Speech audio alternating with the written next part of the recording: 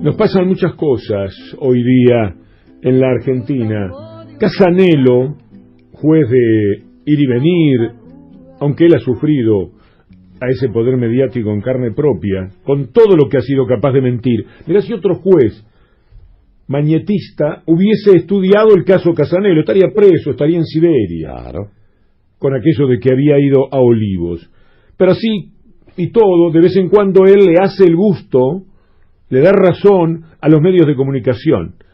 Ha ocurrido algo para mí desopilante, ya a esta altura, de Casanelo reviviendo el caso Skanska, que nunca le sirvió por el tema de los sobreprecios, porque todas las pericias demostraron lo contrario, y que después fueron por las facturas truchas que entre privados se daban. Sepan ustedes que Skanska es un negocio de techín, licitando con otras empresas privadas las obras de compresión de gas del gas del norte. Casanelo ahora manda esto a juicio oral por una escucha que solamente agrega que esto fue un tema bien entre privados. Ayer la llamé a Lali, la esposa de Julio De Vido, sí, para decir, ¿qué le parece todo esto? Y me respondió lo que van a escuchar. Me parece terrible que luego de 14 años sigamos hablando del caso Skanska, que se quiso instalar como un caso emblemático de corrupción en la Argentina, un caso que fue investigado judicialmente desde el año 2006 y donde se determinó a través de pericias contables que no hubo ningún sobreprecio en estas obras de ampliación de gasoductos. De eso se trataba. Era una obra de ampliación de gasoductos donde intervenía la empresa Skanska, contratada por TGN y el grupo Techín. Era una empresa privada, pagada por privados y ejecutada por privados. El Estado, la única intervención que tuvo fue definir la instrumentación legal del fideicomiso para que efectivamente pudieran ejecutarse estas obras. La pericia determina que no hubo sobreprecios en las obras de ampliación de gasoductos. La modalidad o la instrumentación legal del fideicomiso es un formato legal que se da desde el Estado para promover que estas obras necesarias se ejecuten, pero fue una obra ejecutada y pagada por empresas privadas, con lo cual si hubo algún tipo de corrupción fue entre privados. El mecanismo de las facturas truchas y de los cheques entre privados lo explicó claramente en su momento el juez Casanelo. Lo que no entiendo es qué argumento encontró ahora para cerrar la instrucción y elevar con conclusiones realmente desopilantes la causa a juicio oral. Todos los informes técnicos en relación a esta causa, tanto del ENARGAS como de la Secretaría de Energía, todos los emitidos por las unidades de auditoría interna, todos los emitidos por la Facultad de Ciencias Económicas de la Universidad de Buenos Aires, todos son relevantes para medir el alcance real y la significatividad que tenía este tema. Hemos sido escarneados ante la sociedad y nuestras familias a través del macro multimedio Clarín, Perfil y La Nación. Es un tema que requiere seriedad y rigor técnico para ser tratado, que no puede ser tratado con liviandad y que indudablemente así fue tratado en la justicia luego de determinarse que no hubo sobreprecios y buscarse algún otro argumento. 15 tapas del Clarín, 14 tapas de La Nación, 4 tapas de Perfil. Quiero que recordemos que los primeros en intervenir en esta causa fueron los jueces López, Vizcayar y Montenegro. Montenegro cobró notoriedad por el caso Skanska y luego por ello fue ministro de Justicia del gobierno de Macri en la Ciudad Autónoma de Buenos Aires. Indudablemente necesitaban un protagónico y lo tuvieron. Un total de 88 notas de Clarín, más 81 de La Nación y 119 notas en Perfil. La verdad que si hubo desvío de fondos, si hubo vaciamientos, si hubo cobros indebidos, si hubo alguna asociación ilícita o si hubo evasión impositiva, lo fue entre empresas privadas. Me parece una locura que se esté elevando a juicio oral esta causa, lo que indudablemente muestra que los jueces de primera instancia, sobre todo los que están siendo amedrentados por el fiscal Stornelli, no tienen la valentía como para cerrar causas que no tienen causa. Está en línea el doctor Maximiliano Rusconi. ¿Cómo le va, doctor? Buen día. Bien, buen día, ¿qué tal? Bueno, ¿qué dice usted de todo esto que pasó, esta elevación a juicio oral del caso de Skanska? Que Casanelo no es mejor que lo peor del Fuero Federal. Esto tendrá, quiero comenzar por esto, porque es lo más doloroso, ¿no? Cuando uno dice, bueno, son todos un desastre, pero este señor dentro de todo es mejor. No, no es mejor. En todo caso, se da todavía más pusilámine, más tendrá una dicotomía, intentará quedar bien con el equipo de los malos y con el equipo de los buenos, y eso no se puede.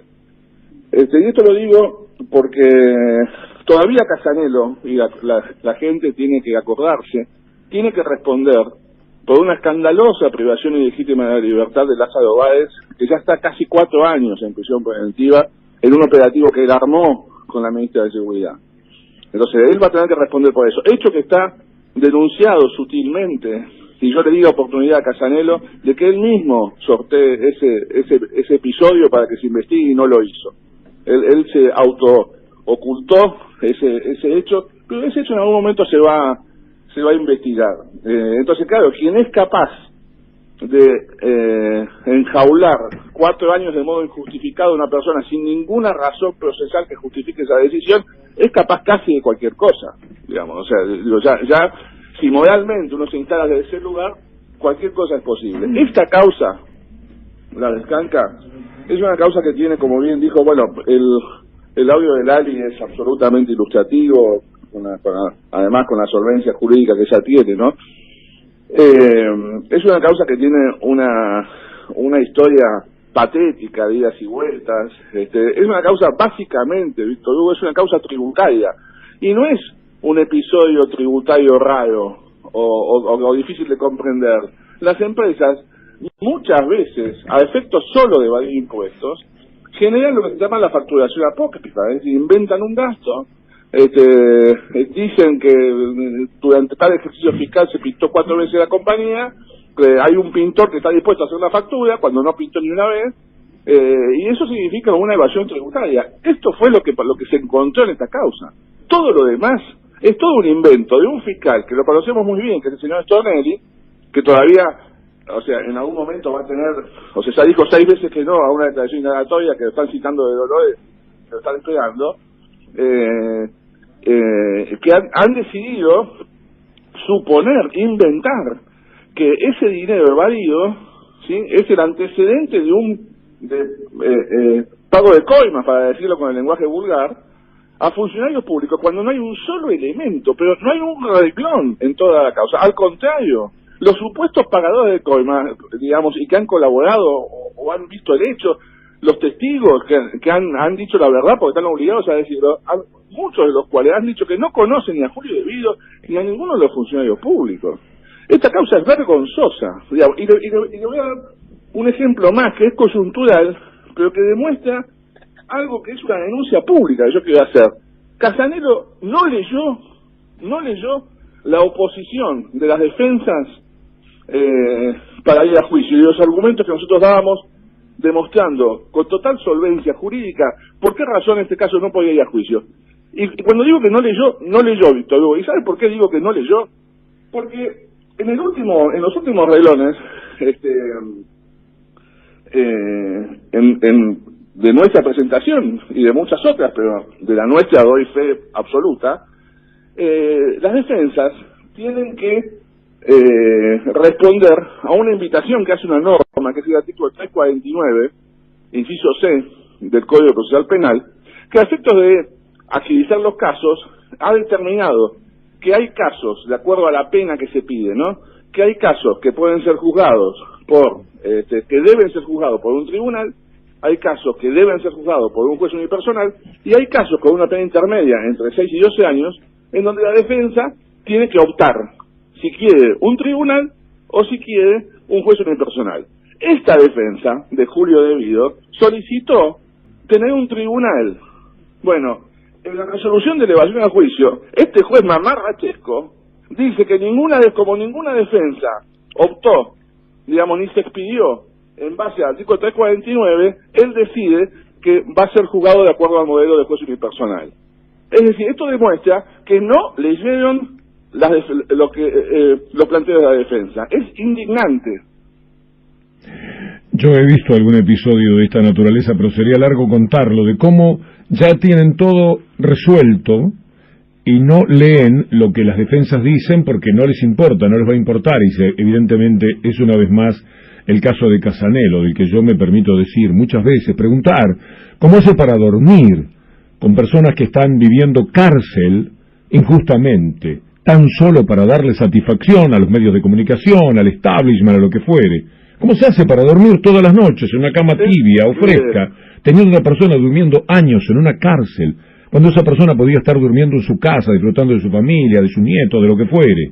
Es increíble lo de Casanelo. Y efectivamente, como usted dice, tiene un cierto prestigio. Yo siempre chicaneo un poco amablemente a algún compañero, y no solamente acá en la radio, sobre el aprecio que dicen tienen de Casanelo. Efectivamente goza de algo especial. Dicen, no, Casanelo es distinto. No, porque no es posible tener tantos años. Un solo día no se puede tener en la cárcel a una persona para dar satisfacción a los que justamente no quieren justicia en la República Argentina. Y esto, yo lo confieso, leí Skanska muchísimo, porque yo creí en la corrupción de Skanska, allá por el 2006, 2007. Yo creí que efectivamente había corrupción, y así lo dije. Y hablé también de la corrupción kirchnerista, hace más de 10 años de eso. Después me empapé, porque tuve necesidad de hacerlo, de entender un poco.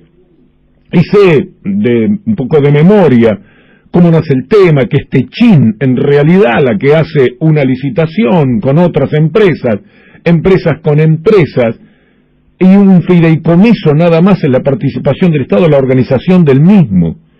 Y cómo hicieron todo tipo de investigaciones, y lo que había era un tema de facturas, y usted me dirá si es así o no, un tema de facturas truchas, que todo el mundo siempre anda comprando y que muchos andan ofreciendo, un tema de facturas truchas que tenía a varios medios de comunicación y a varios comunicadores importantes mencionados como personas o empresas que habían utilizado esas facturas truchas. Había no sé cuántas empresas.